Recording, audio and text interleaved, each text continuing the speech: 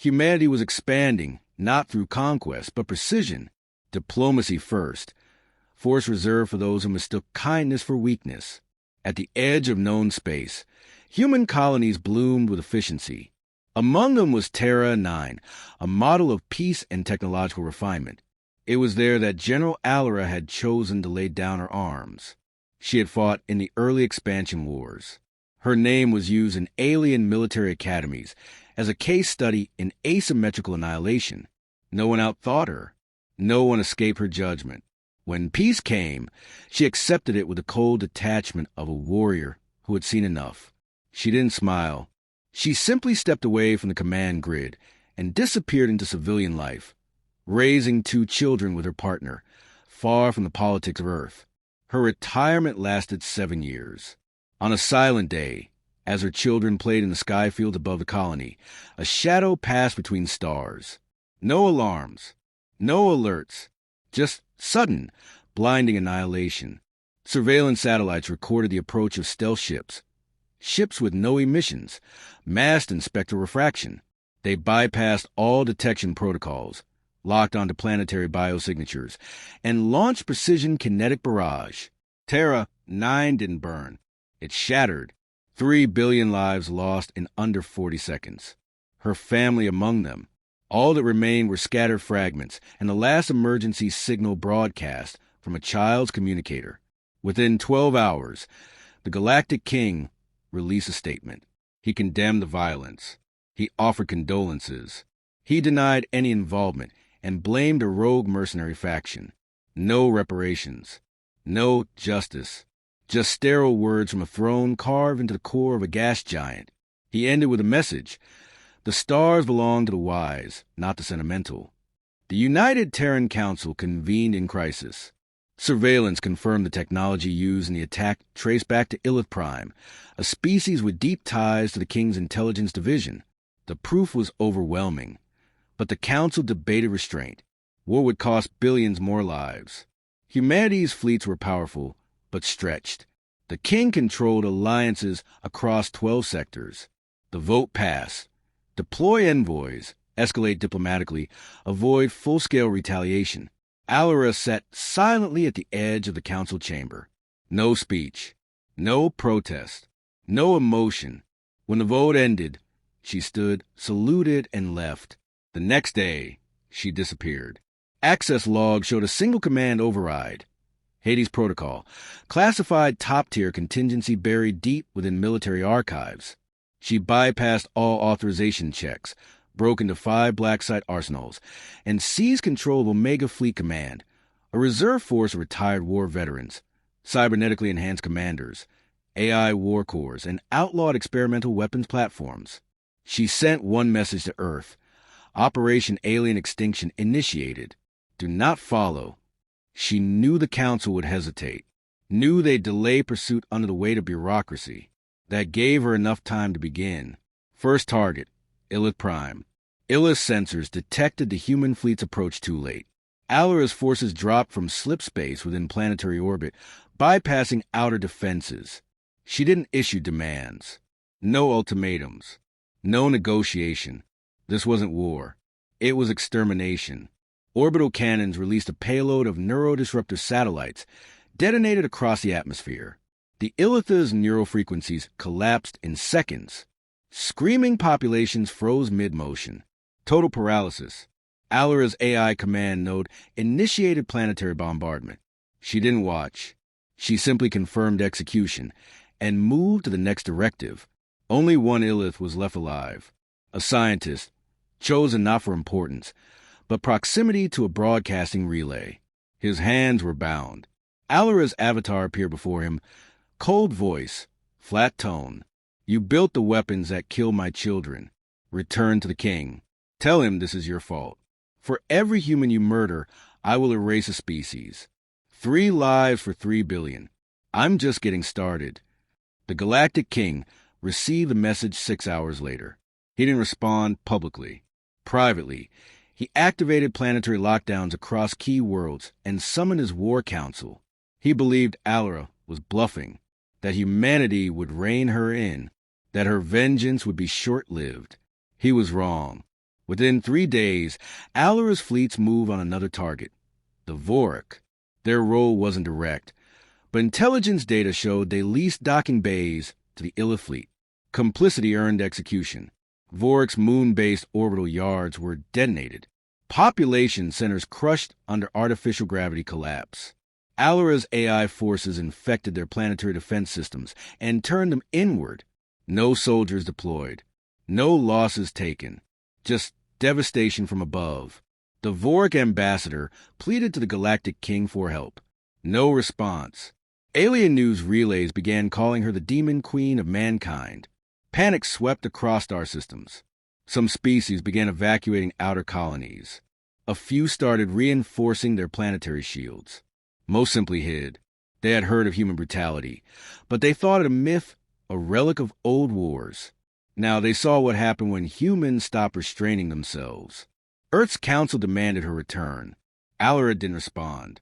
She no longer recognized their authority. To her, they were irrelevant. They failed to protect their people. She would not. A third strike was ordered. This time against the core Dominion, a minor power known for trading subspace relay codes to the King's forces. Alara launched ghost fleets, unmanned AI-controlled ships that fake communication signatures of known trading partners. When core planetary shields dropped to admit what they thought were allies, the ships self-detonated with antimatter cores. Simultaneously, orbital drop pods released biomechanical shredders across capital cities. Estimated core casualties, 2.4 billion. Survivors, 0. A single message echoed from her flagship across open galactic frequencies. Your alliances made you complicit. Now your ashes will testify. Alien civilizations begged the king for protection. He promised vengeance, promised retaliation, but internally panic spread. His top generals questioned the silence from Terra 9's remains. Intercepted human transmissions showed Alara's attack wasn't random. It was structured, calculated. She wasn't chasing rage. She was executing strategy. Predictable, inevitable, and unstoppable. Human media split between horror and awe. Protesters called her a war criminal. Others called her the only one with the spine to act.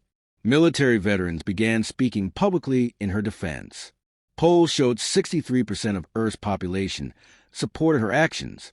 She's doing what the politicians can't. She's reminding them who we are. Never again starts with her. Meanwhile, Alara made no public statements, no interviews, no dramatic monologues.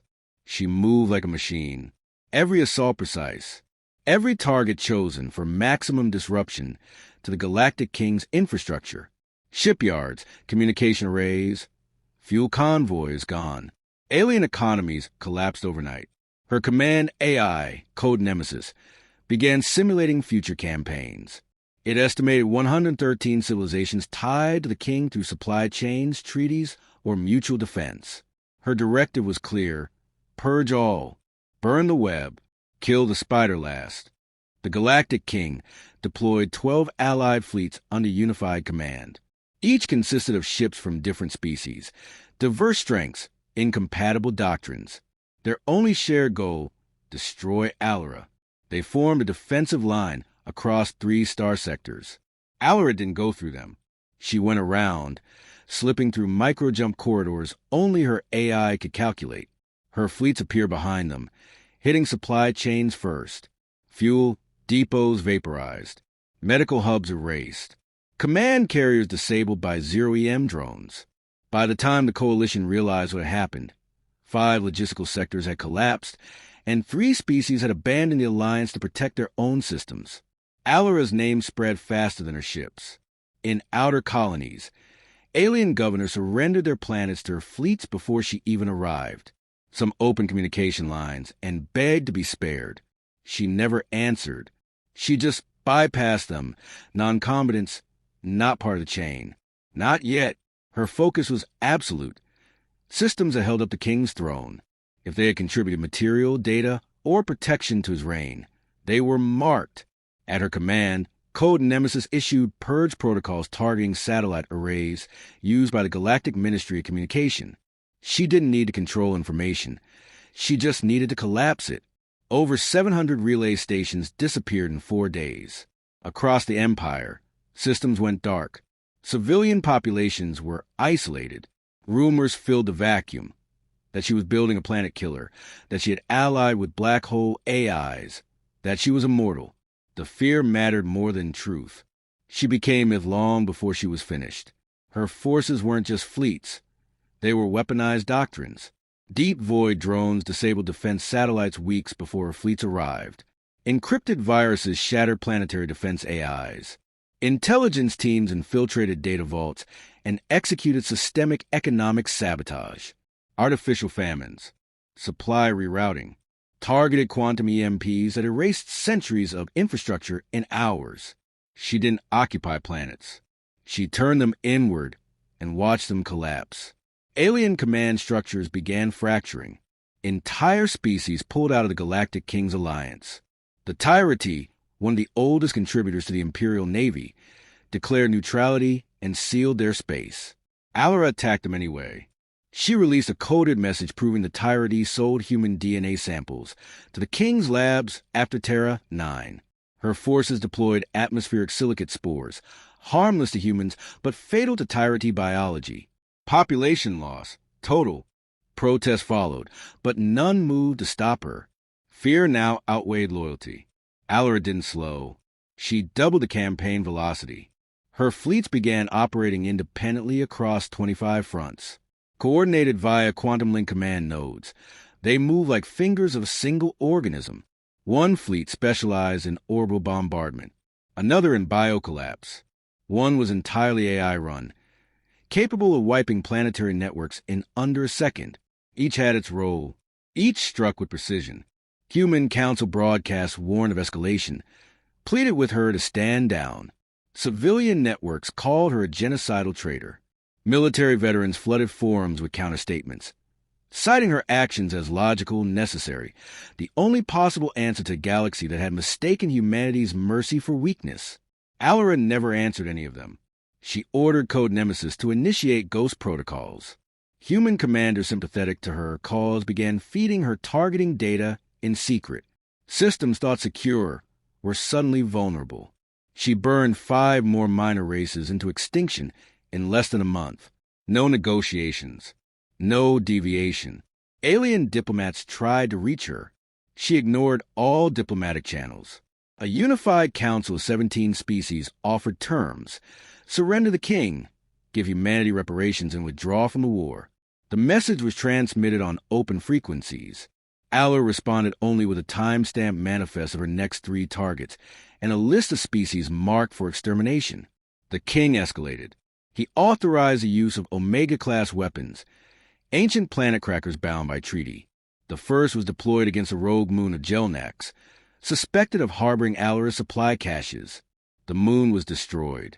Alara retaliated by hijacking the King's strike logs, tracing the weapon's deployment ship, and tracking its command fleet. Then, using a collapsing quantum lens, she redirected a pulsar burst directly into its system. For planets gone. A message followed. Escalation accepted. Galactic media panicked. Systems shut off external communications entirely. Civilian riots turned to mass desertion. The King's own intelligence ministers started defecting to neutral factions. Internal revolts broke out on several key worlds. Entire academies collapsed as instructors, and students fled rather than be drafted. Even mercenary guilds began refusing the King's contracts. Despite it all, Alara advanced. She targeted Star System Corithra next, a major economic and strategic hub. Intelligence showed the King's daughter was stationed there overseeing high-level command transfers. Alara broke orbit silently, dropped Black Veil drop pods from suborbital stealth, and neutralized all planetary defenses within 90 seconds. Her ground teams infiltrated the command station. They found no royal blood, just decoys. Alara ordered the planet sterilized anyway. Magnetic inversion bombs reduced the core to slag. She left the ruins as a warning. Proximity to the King, even by rumor, was a death sentence. At this point, several human-aligned species requested protection under Earth's authority. The Terran Council refused. No official war had been declared. No terms existed. Alera wasn't representative. She was an anomaly. Unofficially, more fleets went dark. More captains lost communication and ended up in Alera's formation.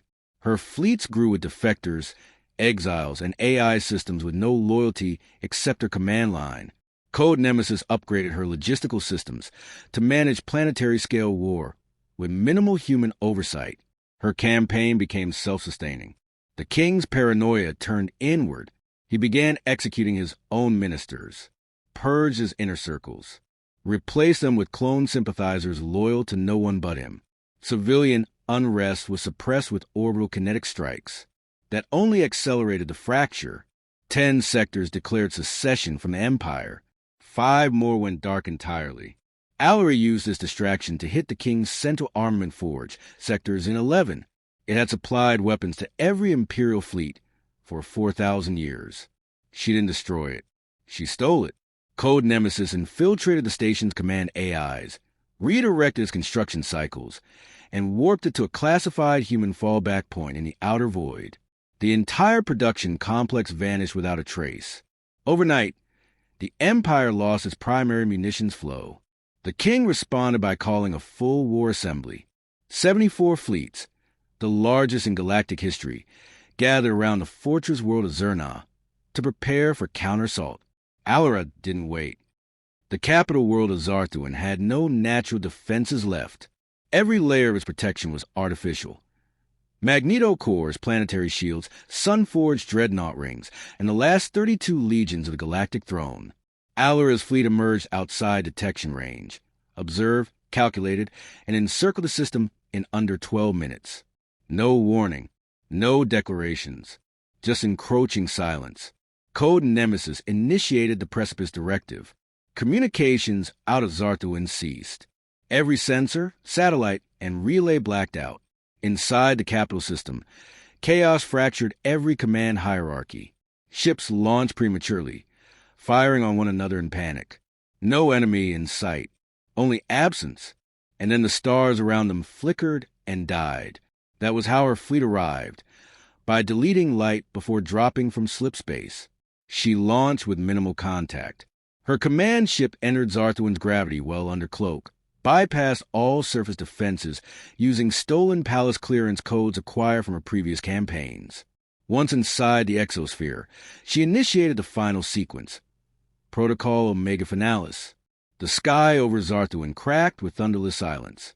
EMP nodes detonated in geometric sequence across every continent. Orbital weapons misfired. Shields collapsed. Drones fell dead from the sky. Then, coordinated from a command relay buried deep in the mantle of a dead star, she dropped kinetic penetrators on royal sanctuaries and power grids. No civilian zones were spared. She didn't need an army, only her kill team, chosen from the best remnants of old wars, enhanced beyond known thresholds. They cut through palace defense sectors in absolute silence. No speeches, no mercy, no pause. Every corridor, every chamber, every throne room, until she reached the inner sanctum. The king waited, surrounded by clone guards engineered to feel no fear, trained for loyalty beyond death. They didn't matter. Her team eliminated them in under 40 seconds. The king stood unarmed. No plea, no arrogance, only resignation. She approached. He looked at her and said only one thing. "You became what I feared." She replied, "You feared too late." She did not kill him immediately. She uploaded a neural virus through a cerebral implant, extracted his memories, and transmitted them across every surviving system in the galaxy. Every betrayal, every order, every secret torture program. His face, his signature, his voice condemning Terra 9. The final proof. Then she executed him. No trial, no spectacle. A clean execution shot. His death triggered a command cascade. Hidden vaults across the Empire unlocked. Documents flooded public archives. Subroutines and allied AIs disabled. Fleets still loyal to the throne lost command permissions. Entire systems collapsed into autonomous shutdown. The Empire fell apart in hours, not days. Alera transmitted a single line of code from her flagship, Protocol Nemesis. Active. It was a sterilization sequence. Custom-coded nanoviruses deployed covertly during her entire campaign activated simultaneously. The genetic signatures of over 6,000 individuals tied to the royal bloodline were detected. Every one of them, from advisors to clone descendants, were eradicated in seconds. No exceptions, no survivors. The bloodline was gone. With the royal structure dead, the throne's political engine collapsed. Systems once ruled by fear now face complete disarray. Power vacuums open across 100 sectors. Civil wars ignited. Separatist movements surged. She left them to it. Alara deactivated Code Nemesis. Her war directive was complete. She recalled her remaining fleets to deep void space, ordered them to scatter, and shut down unless recalled. Each one entered silent hibernation in different galactic quadrants, instructions to remain dormant unless humanity itself was ever targeted again. She returned to Earth. No celebration waited. No honors. She walked into the Terran High command chamber, unarmed, and surrendered herself. The Council charged her with war crimes, crimes against sentience, unauthorized campaigns, deployment of extinction-grade weaponry, violation of non-aggression pacts. She made no defense. The trial was public. Tens of billions across the galaxy tuned in. Her testimony was concise, unflinching. She listed the coordinates of every destroyed system, named each operation, detailed the execution protocols, stated motive without apology. When asked why, she answered, "You held back. I didn't.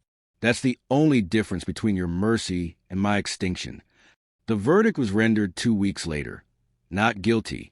The Council justified it under existential threat, loss of governance, and overwhelming public support. But it was more than that. Alien species who had once feared humanity now begged to align with them. Former enemies offered oaths of loyalty. Entire civilizations demanded human oversight to avoid future collapse. She was released. She refused command, refused office, refused further leadership. She disappeared again, this time for good. Her last known transmission was a brief statement sent to an old military channel, unlisted and unrecorded except by the system itself. All debts paid. The galaxy reshaped itself in her absence.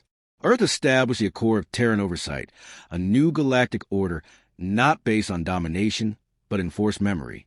The stars did not forget what she had done. Species that once feared her began worshiping her. Shrines, statues, cults. Her name became the measure of war. In the outer colonies, commanders taught tactics based on her campaign logs. Her battle code was installed in every Earth Warfleet Core AI as a dormant failsafe, only to be used if extinction-level threats re-emerged. It was named the Alara Trigger. The King's legacy was not even a memory. His name was deleted from every record. His empire dissolved into fragmented clusters of half-civilized systems governed by unstable coalitions. None dared rise beyond local control. All feared awakening her again. She lived in silence, far beyond the border systems, on an unmarked world. Alone, not hiding, just finished. A child born in one of the rebuilt colonies once asked their teacher, who saved humanity from extinction. The teacher answered, "She didn't save us. She reminded them what we are." And when that child looked at the stars and asked if she was still out there, the answer came not as a myth, but as a warning embedded into every fleet's command AI. If the stars forget what fear feels like, she will return. She had no rank, no throne, no empire, just one directive that rewrote the galaxy. Vengeance was never the mission. Extinction was, and she completed it.